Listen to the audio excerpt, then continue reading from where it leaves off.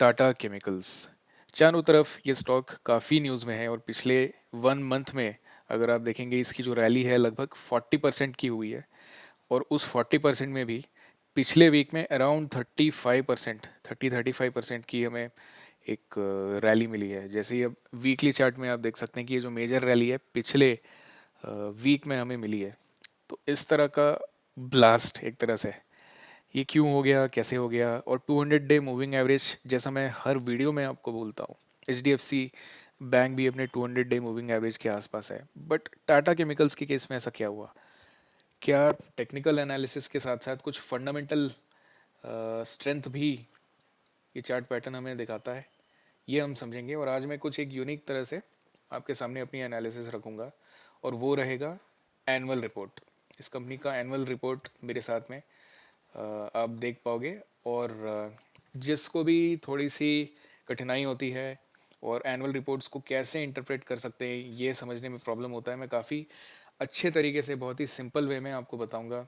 और जो main ratios होते हैं उनको कैसे आप फंडामेंटल एनालिसिस में चेक कर सकते हो, और कंपनी की फाइनेंशियल स्ट्रेंथ आपको कैसे पता लगती है, इन सारे वैल्यूज़ की क्या इंपॉर्टेंस होती है, ये सारी चीज़ें हम डिस्कस करेंगे। तो इन ऑल इस वीडियो में बोथ टेक्निकल एनालिसिस और फंडामेंटल एनालिसिस दोनों को एक साथ हम देखने वाले हैं। तो काफ़ी एक्साइटिंग रहेगा ये वीडियो और काफ़ी हटके भी रहेगा। और कभी भी इस तरह के जो बहुत ही सडन मूव्स होते हैं उसके पीछे के जो फंडामेंटल रीजंस होते हैं उनको भी हमें किस तरह से इम्पोर्टेंस देना चाहिए, ये भी मैं आज कवर करूँगा। तो चार्ट पे थोड़ा सा और इन डेप्थ देखते हैं। टेक्निकल एनालिसिस के हिसाब से स्ट्रेंथ कभी भी कोई भी चार्ट पैटर्न में ये रहता है कि पहली बात कि एक moving average cross over, specially 200 moving average के आसपास एक बहुत ही अच्छा एक बाउंस दिखता है। कोई भी स्टॉक में आप देख सकते हो अपसाइड में भी ऐसा होता है और डाउन साइड में भी होता है। तो इसमें मार्केट में एंट्री मिलना ही मुश्किल हो गया, क्योंकि ये ऑलमोस्ट अगर आप डेली में भी अगर ब्रेक करेंगे तो 1120 का जो लेवल है ये एक बहुत ही स्वीट स्पॉट था। इस पॉइंट पे किसी को शायद हिम्मत नहीं होगी, क्योंकि ये डेली बेसिस में 10%, 15%, 11% कुछ इस तरह से मूव हो रहा है। तो रियली ऐसे समय में कैच करना कोई भी स्टॉक को काफ़ी मुश्किल होता है। पर जिसने भी कंसोलिडेशन किया है, जो भी अच्छे स्टॉक्स में कंसोलिडेशन करने की एक हैबिट होती है, कुछ फंडामेंटल और टेक्निकल दोनों में हमें जब भी ऐसा स्ट्रेंथ दिखता है, काफ़ी अच्छा कह सकते हो आप कि एक स्वीट कोरिलेशन हमें दिखता है, तो इस समय जनरली मिस नहीं करना चाहिए। और वॉल्यूम असिस्टेड है ये, तो जो भी हमें जंप मिला ये वॉल्यूम के साथ है, तो इसका मतलब ये है कि ये बहुत ज़्यादा ऑपरेटर ऑपरेटर ड्रिवन नहीं दिख रहा है। और स्ट्रेंथ भी है, ऑफ कोर्स है। मैं आपको फंडामेंटल एनालिसिस के हिसाब से बताऊंगा कि क्यों इसमें इतना स्ट्रेंथ है, ऐसा मुझे लगता है। और फिर भी क्या इस पॉइंट पे इसे होल्ड करना चाहिए, नहीं करना चाहिए, और क्या ये अपना 2 साल का रिटर्न एक हफ्ते में दे के शांत रहने वाला है, और 2 साल और आप होल्ड करेंगे तो किस डायरेक्शन में ये जा सकता है। तो ये सारी चीज़ें हम और ज़्यादा अच्छे से देख पाएंगे।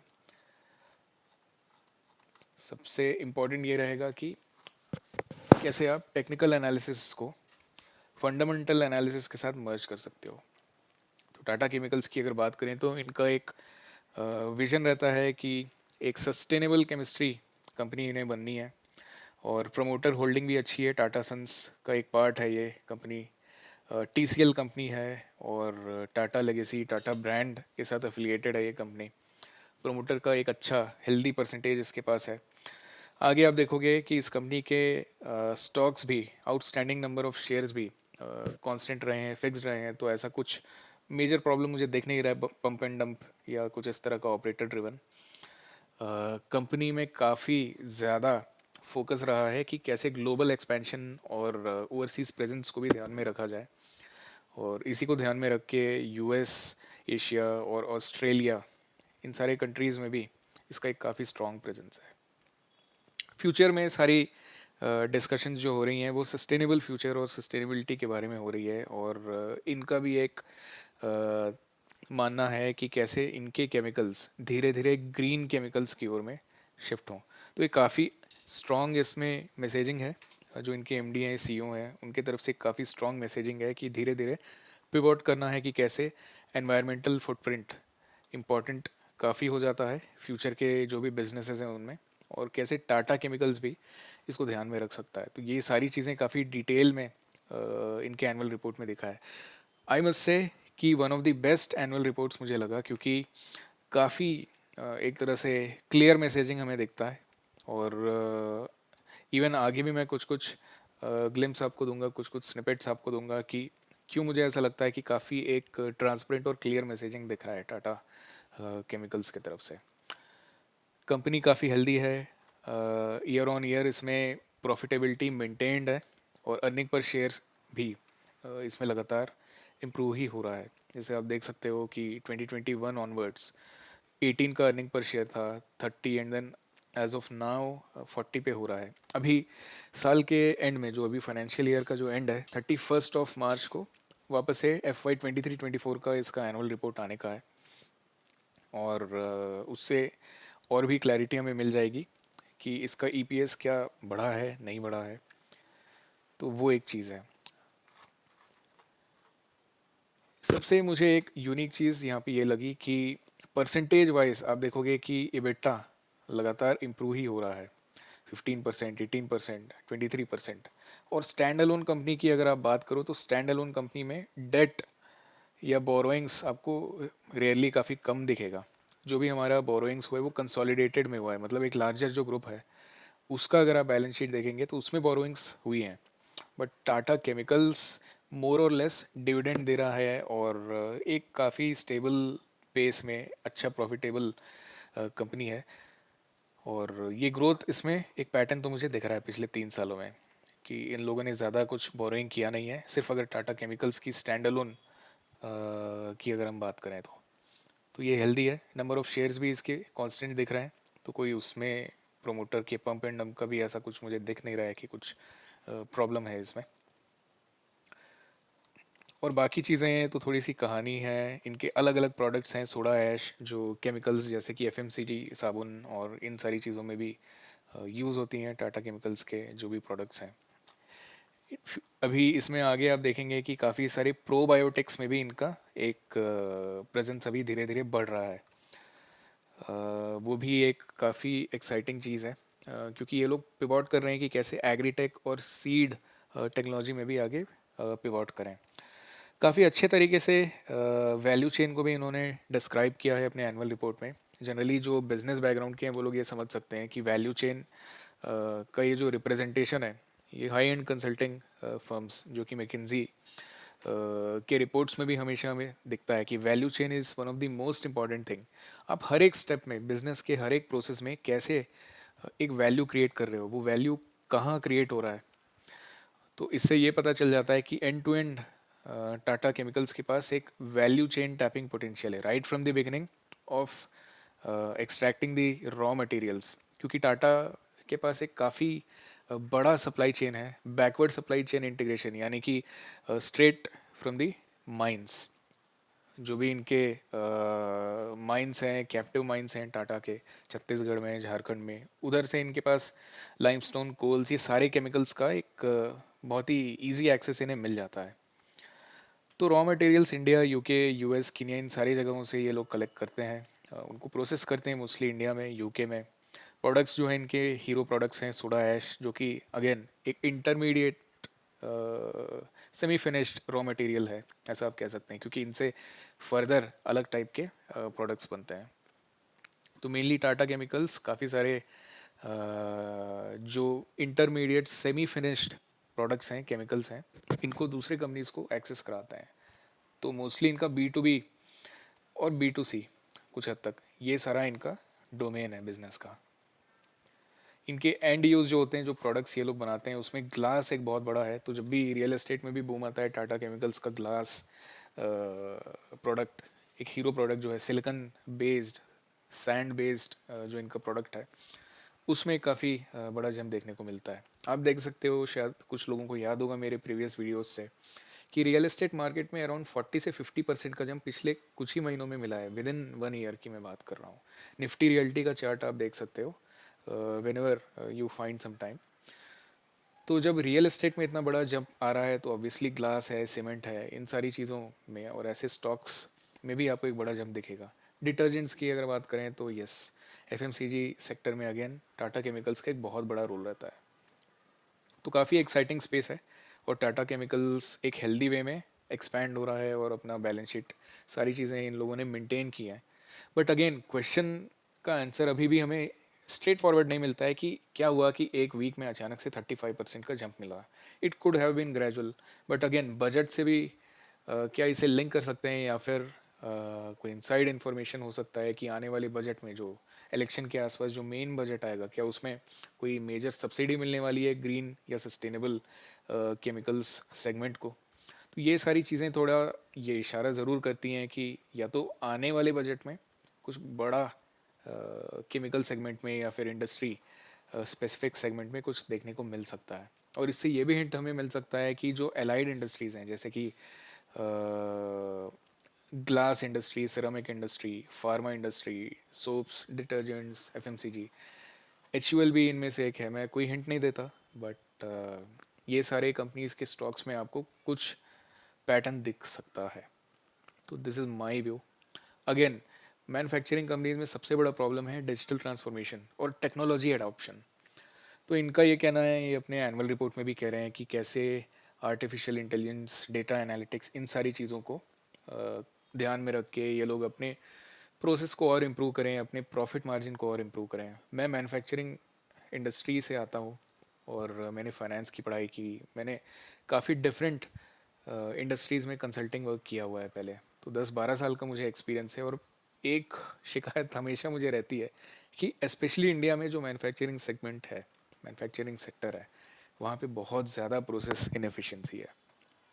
सबसे बड़ा प्रॉब्लम या चैलेंज ये है कि इन जनरल इंडिया में मैन्युफैक्चरिंग कंपनीज प्रॉफिटेबल रहती हैं, हो जाती हैं, और उनका ध्यान बहुत ही यू नो देर से आया है कि कैसे हम डेटा एनालिटिक्स का यूज़ करें। और क्योंकि ब्लू कॉलर जॉब होते हैं मैन्युफैक्चरिंग सेक्टर के जॉब्स, तो थोड़ा सा पीपल शाई अवे, लोग थोड़ा सा घबरा जाते हैं। इन जनरल जो फ्रंट लाइन मैनेजर्स हैं या फिर इवन जो लीडरशिप है, उनको भी एक मोटिवेशन उतना तगड़ा नहीं आता है कि कैसे हम मैन्युफैक्चरिंग सेक्टर को स्पेशली वो भी इंडिया में प्रोसेस वहाँ का और एफिशिएंट करें using latest technology, artificial general intelligence, data analytics. तो 15-20 साल से दूसरे इंडस्ट्रीज़ में काफ़ी इन डेप्थ हम उसका एप्लीकेशन देख सकते हैं, बट मैन्युफैक्चरिंग इंडस्ट्री में स्टिल इंडिया में एक चैलेंज दिखता है। But again Tata chemicals one of those companies है जहाँ पे हमें ये दिख रहा है कि दे आर डूइंग समथिंग। धीरे धीरे लीन प्रोसेस या फिर कह सकते हैं कि अपने प्रोसेस एफिशिएंसी को बढ़ाने की तरफ डेटा का यूज़ करके कैसे प्रोसेस को इम्प्रूव करें, इन सारी चीज़ों के ऊपर ये लोगों ने बातें की हैं। इनका यूएस का जो फैसिलिटी है वहाँ पे एक कैपेक्स एक्सपेंशन का भी एक मेंशन है, बट अगेन उसका कितना इम्पैक्ट करंट रैली पे है that is still contested.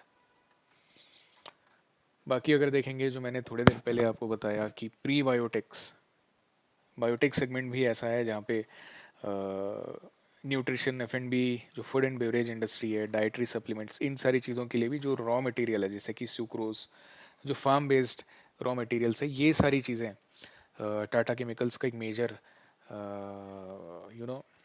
Product mix बनने वाला है। तो इसी से ये समझ में आता है कि धीरे धीरे कैसे ये लोग सस्टेनेबल मेथड्स के ऊपर में या सस्टेनेबल प्रोडक्ट्स की ओर धीरे धीरे पिवॉट कर रहे हैं। हो सकता है कि फ्यूचर में ये जो स्प्लिट है industry chemicals versus sustainable consumable और एफ&बी या डाइटरी न्यूट्रिशन सेगमेंट में कैसे ये लोग अपना स्प्लिट बढ़ा सकते हैं, ये देखने वाली बात होगी। और इसका इम्पैक्ट क्या हो सकता है ये हमें समझना पड़ेगा।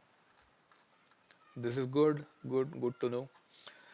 और अगर देखेंगे कि हाँ, एक चीज़ मुझे ये पेक्यूलियर लगा कि backward integration in the supply chain, यानी कि जो किसानों के साथ में इनका एक इन्वॉल्वमेंट है टाटा केमिकल्स का, वो भी कमेंडेबल है। क्योंकि इनका इनके लैब्स हैं, R&D लैब्स हैं, और इनका जो सप्लाई चेन है काफ़ी ज़्यादा ये बताता है कि कैसे एग्री सॉल्यूशन को एक entire end to end supply chain के साथ लिंक कर सकते हैं। डिस्ट्रीब्यूशन जो इनका ऑलरेडी एक स्ट्रेंथ है, इनके बहुत ही लॉयल डीलर्स हैं, उस डिस्ट्रीब्यूशन नेटवर्क को जो ओवरऑल टाटा का एक स्ट्रेंथ है, उसको लेवरेज करके ये लोग अलग अलग लैंड, रेल, सी रूट, ये सारे रूट से अपने डिस्ट्रीब्यूशन को काफ़ी अच्छे से रिप्लेनिश कर सकते हैं। इनका इन्वेंट्री मैनेजमेंट काफ़ी इम्प्रूव होता हुआ दिख रहा है मुझे, और ये नंबर्स पे भी दिखता है, क्योंकि 40% ईपीएस, 40 ईपीएस इनका हो जाना, इट्स कमेंडेबल। बट अगेन जब भी ऐसा ईपीएस होता है, let's take a pause and go back to charts and rather, अगर आप देखोगे कि स्टेटमेंट्स को अगर हम देखते हैं वापस से, नेट इनकम इनका थोड़ा सा कम होता हुआ हमें दिखा लास्ट क्वार्टर में, बट अगेन कंसोलिडेटेड की अगर बात करेंगे, एनुअल की अगर बात करेंगे, तो हमें कुछ और कहानी दिखेगी। Let me refresh this, and this is the annual. Tata chemicals का जो एनुअल रिपोर्ट है, इसमें रादर हमें ये दिखता है कि कंसोलिडेटेड एनुअल रिपोर्ट्स में साल भर में 23,000 करोड़ का हमें एक इनकम दिख रहा है। तो this shows a lot of strength. Recent news को भी एक बार चेक कर सकते हैं। टाटा सन्स का जो आईपीओ है, एक ये लोग लेवरेज अभी करना चाहते हैं, और अगेन सबसे बड़ा जो मैं कहता हूँ कि न्यूज़ बेस्ड इवेंट्स जो भी होते हैं, उनसे अगर थोड़ा दूर रह के आप फंडामेंटल को देखेंगे, तो लॉन्ग टर्म में आपको काफ़ी इसमें बेनिफिट मिलेगा। तो मैं इस चीज़ को थोड़ा सा अभी होल्ड करूँगा, इसलिए मैंने शुरुआत में आपको नहीं बोला कि आईपीओ का क्या इम्पैक्ट रहेगा क्या नहीं रहेगा, क्योंकि एंथुसियाज़म अलग ही लेवल पे होता है इन सारी चीज़ों को लेकर। बट मेरे हिसाब से एंथुसियाज़म टेक्निकल और फंडामेंटल एनालिसिस दोनों के लिए बहुत ही हार्मफुल होता है। तो बहुत ही मुश्किल है। इवन ऐसा भी हो सकता है कि आपने एंटर किया, आप अभी निकल ही नहीं पा रहे हैं, अपर सर्किट लग रहा है स्टॉक पे, ऐसा होता है। और जब करेक्शन आता है, आपको याद होगा अडानी के केस में ऐसा हुआ था, जब करेक्शन आता है तो फिर लोअर पे लोअर सर्किट भी लगता है डेली बेसिस में। तो ये हार्मफुल है। अगर आपने होल्ड किया तो it's good to hold, it's good to hold, but थोड़ा सा पार्ट प्रॉफिट बुकिंग करके बाकी का पोजीशन आप होल्ड कर सकते हैं। That too depends on your risk appetite. आप 20 या 30% बुक कर सकते हैं, क्योंकि एक अच्छा रिटर्न आपको मिल चुका है, और ऑब्वियसली कहीं ना कहीं एक पॉइंट से करेक्शन तो आता ही है, एक हेल्दी करेक्शन। तो वो एक चीज़ है। तो ये मुझे आपको बताना था। चार्ट के बारे में भी मुझे ये चीज़ आपको बताना ज़रूर था। वापस से आते हैं इनके एनुअल रिपोर्ट पे। ऐसा क्या है एनुअल रिपोर्ट पे जो कि यूनिक है या पेक्यूलियर है, जो कि आप अब इस पॉइंट से जो भी मैं आपको बताऊंगा वो लॉन्ग टर्म पर्सपेक्टिव से रहेगा। और बेसिकली ऐसा कुछ इनकी एनुअल रिपोर्ट को देखकर हिंट मिल रहा है क्या कि एज एन इन्वेस्टर आप कुछ अच्छा डिसीजन अपना ले पाएँ। तो इन्होंने अपने केपीआईज जो कि की परफॉर्मिंग इंडिकेटर्स है, उनको डिवाइड किया है अलग अलग वे में। कस्टमर्स के केपीआईज जो कि नेट प्रमोटर स्कोर होते हैं, एक जगह मैंने पढ़ा था थोड़े से स्टार्टिंग में दिया था कि इनका जो एनपीएस स्कोर है वो 80%, 85% के आसपास रहता है, which means very good. Customer satisfaction index इनका काफ़ी अच्छा है। तो उस हिसाब से ये दिखता है कि कंपनी काफ़ी ध्यान देती है कि इनके कस्टमर सेटिस्फाइड रहें। एम्प्लॉयज़ की अगर बात करें तो कम यहाँ पे इनका एट्रिशन रेट अभी देखते हैं, अगर आगे कहीं पे दिखता है, मैंने एक्सप्लिसिटली खोजा तो मुझे दिखा नहीं। But as I know from Tata Chemicals, लोग यहाँ पे 1 या 1.5 साल या 2 साल के हिसाब से विजन लेके नहीं आते हैं। वैसा करियर का गोल नहीं रहता है जनरली, लोग रुकते हैं इस कंपनी में। Employees are happy. ठीक है, ग्रोथ वैसा शायद ना हो 10, 15, 20% सालाना सैलरी में, लेकिन एक अच्छा हेल्दी सैलरी और एक अच्छा एनवायरनमेंट ज़रूर मिलता है यहाँ पे। शेयर होल्डर्स के लिए तो काफ़ी पैसा बनाया ही है इन लोगों ने। सप्लायर और पार्टनर की बात करें, काफ़ी हद तक इनके जो सप्लायर्स एंड पार्टनर्स हैं, इनके इंटरनल बैक चैनल्स ही हैं। कंपनी के दूसरे कॉन्ग्लोमरेट पार्टनर्स हैं टाटा सन्स के, तो वो एक चीज़ इनके लिए काफ़ी बड़ा एज दे देता है। सिमिलर टू द मैनर जैसे कि रिलायंस के केस में भी हमें दिखा है, अडानी के केस में भी वो दिखता है। तो ओवरऑल जो बिग प्लेयर्स हैं, वो लोग इस चीज़ को काफ़ी ध्यान देते हैं, क्योंकि ये लोग ग्रांट भी देते हैं, और कम्युनिटी सोसाइटी में भी इनका काफ़ी एक अच्छा सॉफ्ट पावर, या फिर कह सकते हो कि एक बहुत ही ट्रस्टेबल ब्रांड है। तो वो चीज़ जो है इनका दिखता है। गवर्नमेंट के साथ भी इनका टाई अप है। जो COP24 और सस्टेनेबल डेवलपमेंट गोल्स हैं, उनके हिसाब से ये लोगों का भी एक प्रॉमिस है कि कैसे ये अपना कार्बन फुटप्रिंट थोड़ा सा कम करें और सस्टेनेबल प्रैक्टिसेस के ऊपर बढ़ें। बाकी सारी चीज़ें तो बोलने वाली है, हम वेरीफाई कर नहीं सकते। जो भी कंपनी ने ऑडिट किया है ईएसजी और ये डिफरेंट एंगल के हिसाब से, तो प्रेरोगेटिव या फिर कह सकते हैं कि ओनस लाइज विद देम कि वो ऑनेस्ट होगा। बट अभी तक मुझे जो की पॉइंट्स निकल के आ रहे हैं वो ये है कि बेसिकली वैल्यू क्रिएशन तो हो रहा है, और इन्होंने टॉप लाइन रेवेन्यू को काफ़ी इंप्रूव किया है और अपने कॉस्ट को भी कटिंग किया है, वो भी फायर करके या एम्प्लॉयज़ को डिससेटिस्फाई करके नहीं, बट टेक्नोलॉजी का यूज़ करके। और कैसे ये लोग धीरे धीरे डिजिटल ट्रांसफॉर्मेशन का यूज़ करके अपने इंडिविजुअल जो वैल्यू चेन है उसको इम्प्रूव करके कैसे ये लोग धीरे धीरे अपने प्रोसेस को लीन कर रहे हैं या फिर धीरे धीरे इम्प्रूव कर रहे हैं, वो चीज़ हमें दिखता है। इवन इस पे एक अलग टाइप की केस स्टडी भी बना सकते हैं। कुछ मैं इंटरनल मेरे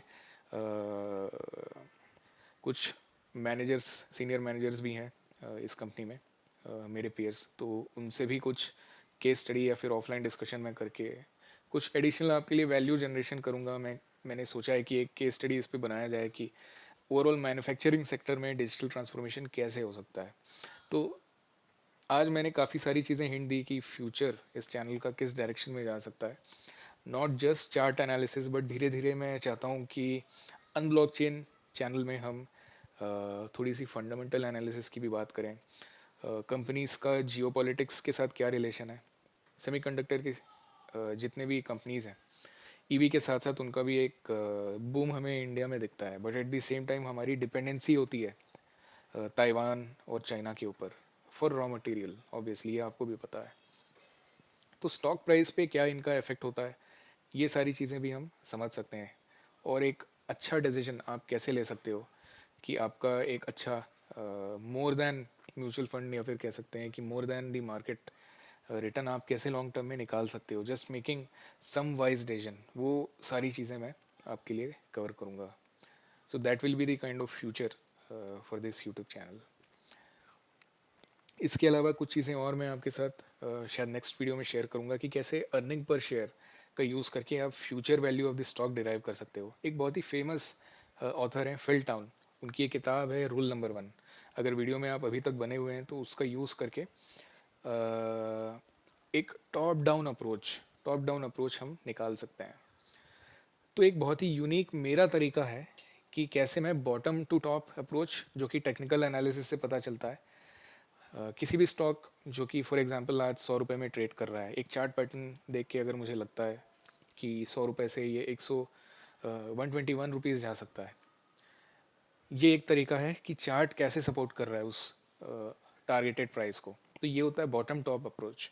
दूसरा होता है टॉप टू बॉटम अप्रोच, मतलब फ्यूचर प्राइस जो स्टॉक का है ये आप प्रेडिक्ट करते हो या फिर इसका एक कैलकुलेटेड या वाइज एनालिसिस आप करते हो based on some fundamental ratios.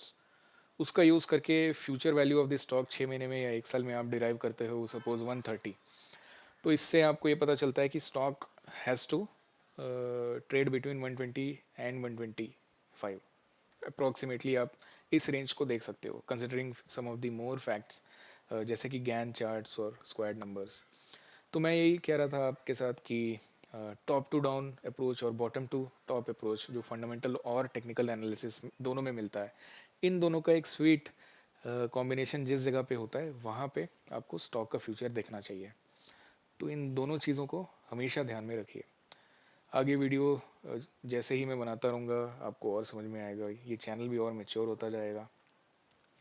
कोशिश करूँगा मैं कि और शॉर्ट बनाऊँ, बट वीडियो को मैं थोड़ा सा एक्सटेम्पोर बनाने में ज़्यादा बिलीव करता हूँ, क्योंकि एक इंटरेक्टिव वीडियो लगे ना कि एक ऑर्केस्ट्रेटेड या फिर रिकॉर्डेड वीडियो लगे।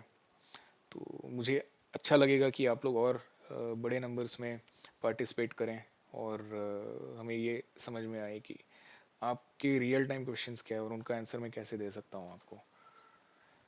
तो यही सारी चीज़ें हैं फाइनेंस में। और अगर आपको चाहिए कि इन डेप्थ जाना है तो मैं आज तो मैंने टाटा केमिकल्स के बारे में बात किया, बट अगर आपको ये जानना है कि इन जनरल इंडिया में जो बैलेंस शीट्स हैं और कंसोलिडेटेड फाइनेंशियल स्टेटमेंट है उसको कैसे स्टडी करना है, तो कोई भी एक कंपनी का हम एनुअल रिपोर्ट निकाल के वहाँ से सारे रेशियोज़ वगैरह को एक एक्सेल शीट में एक दिन बैठ के सारा एनालिसिस करेंगे और वो चीज़ आपको काफ़ी हेल्प करेगा होपफुली। तो I think this is the end to the video. In general मैं ये कह सकता हूँ, जस्ट टू कंक्लूड, कि स्टॉक स्ट्रेंथ दिखाता ज़रूर है, बट पिछले एक हफ्ते की ये जो रैली हुई है, ऑलमोस्ट अपर सर्किट लगते हुए 10-12% का जो जंप आ रहा है डेली डेली बेसिस पे, थोड़ा सा केयरफुल भी रहिए, क्योंकि हो सकता है कि वापस से अपने पिछले प्रीवियस हाई को रीटेस्ट करे, 1180 के आसपास आए। तो थोड़ी सी प्रॉफिट बुकिंग अगर आपने होल्ड किया है तो कोशिश करिए कि थोड़ी सी करें। That ratio of profit booking is totally up to you, आप कैसे उसको करना चाहते हैं, but it's good, it's good. Company में दम तो है, ये मैं आपके साथ कह सकता हूँ। और टेक्निकल के हिसाब से भी इसने काफ़ी अच्छा जो जंप है ये 200 मूविंग एवरेज के पास से दिया, और काफ़ी दिनों के बाद दिया है। लगभग 1-1.5 साल से ये रेंज बाउंड था और अभी इसने दिया है जंप, तो इट्स गुड, नाइस कंपनी। चलिए, थैंक यू सो मच, फिर मिलेंगे नेक्स्ट वीडियो में। Bye bye.